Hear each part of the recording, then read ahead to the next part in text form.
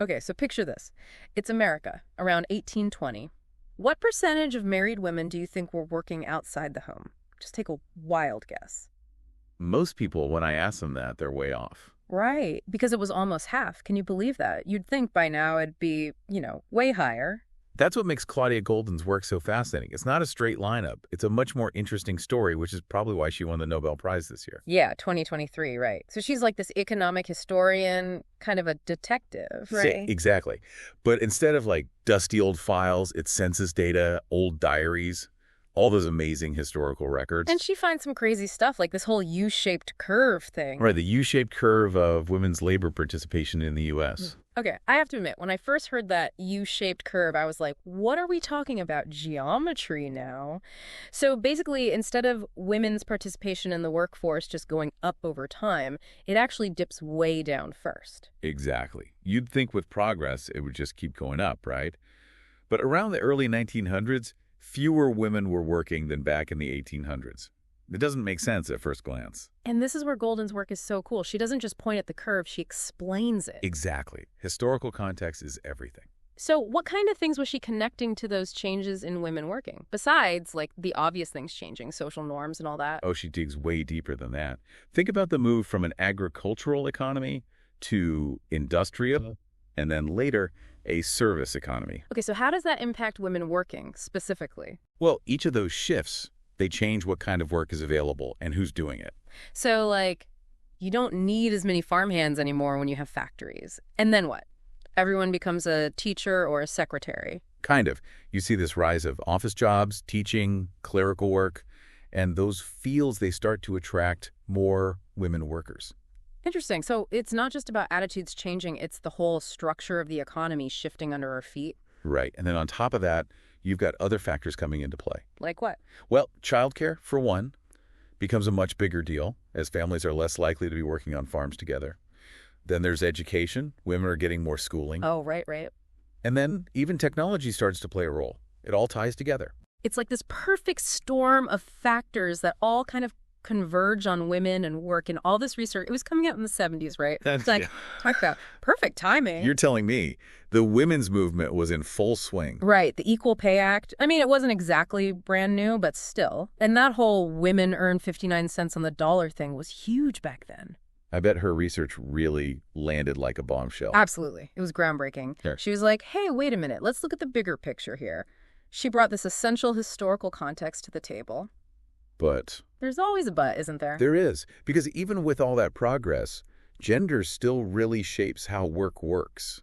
Like, it's not just a relic of the past or anything. Exactly. It's still very much with us. So the million-dollar question is, why? If it's not as simple as just outright discrimination anymore, then what's going on? Well, Goldin, she found that a lot of it comes down to the choices couples make. About work. Yeah. Specifically about who takes on the more demanding job, the one with less flexibility, what she calls the greedy job. Greedy job.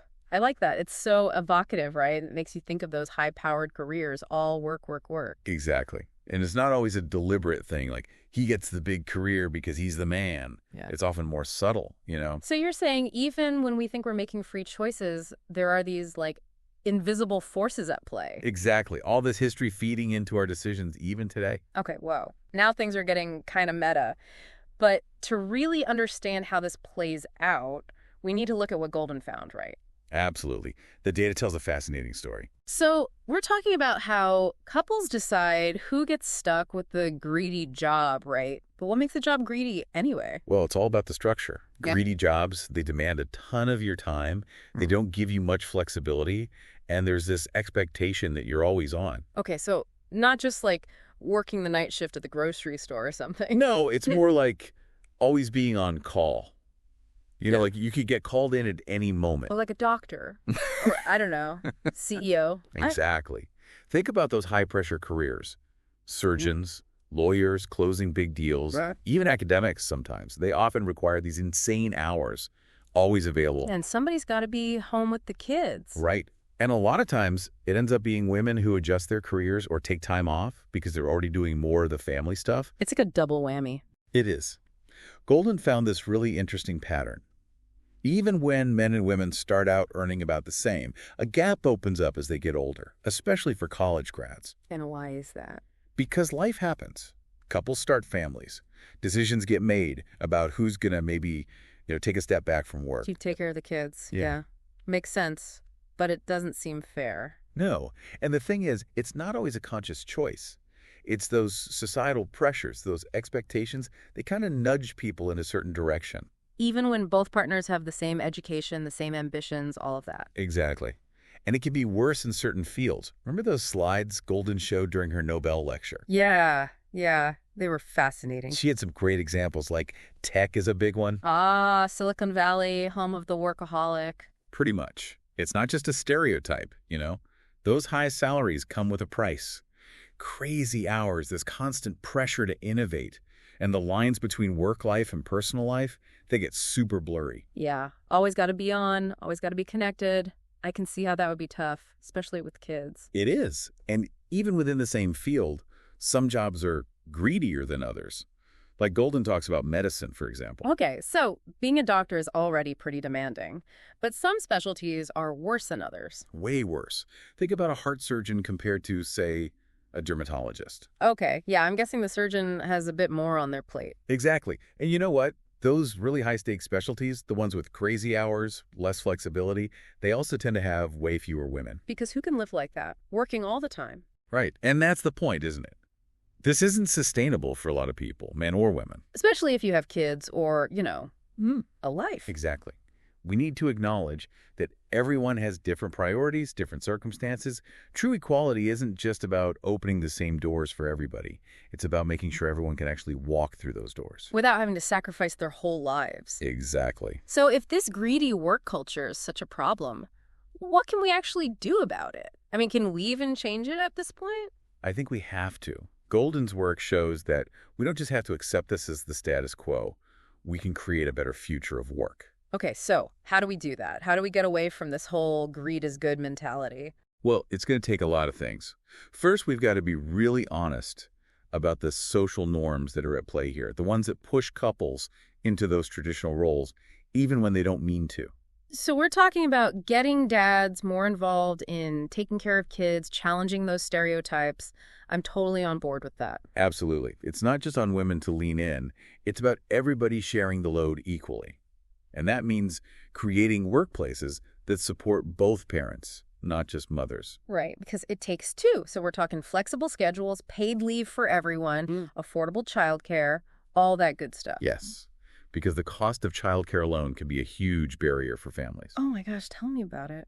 It often makes more financial sense for one parent to just stay home completely. Right. And more often than not, it's the mom who makes that sacrifice. It's not a coincidence. It's not. It's a direct result of these systems that we've been talking about.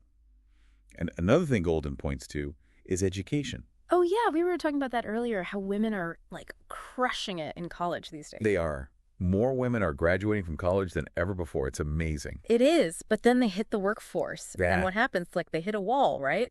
All those qualified women, but the top jobs, they're still going to men. How does that even happen? It's not that surprising when you think about it. A lot of those high-paying jobs, those greedy jobs, they were designed like way back when men were the only ones in the office. Back in the day, when nobody even thought about things like work-life balance or childcare or any of that. Right. It was just assumed that somebody was at home taking care of all that stuff so you could work those crazy hours. And that somebody was usually mom. Usually. Yeah. And even though things have changed, a lot of those workplaces, they haven't really caught up. Like, we're giving women all this education, all these skills. It's all new toolbox. Right. But then we're saying, oh, by the way, you can only use like half of those tools if you want to get to the top. It's like setting them up to fail. It is. Yeah. And then people act surprised when women get frustrated or burned out. It's not their fault. It's the system, right? The system has to change. Yeah. That's what Goldin's work is all about. It's a call to action. Okay, so what can we actually do? How do we make workplaces better for women, more equitable? Well, Goldin, she talks about a few key things. First of all, we've got to rethink this whole always-on mentality. The long hours, the inflexibility. You mean like actually give people more control over their schedules? Yes. And make it easier for people to work remotely, if they can. So it's not about how many hours you're chained to your desk. It's about getting the work done. Exactly. Trust people to manage their time. Yeah. And second, We've got to deal with those social norms we were talking about.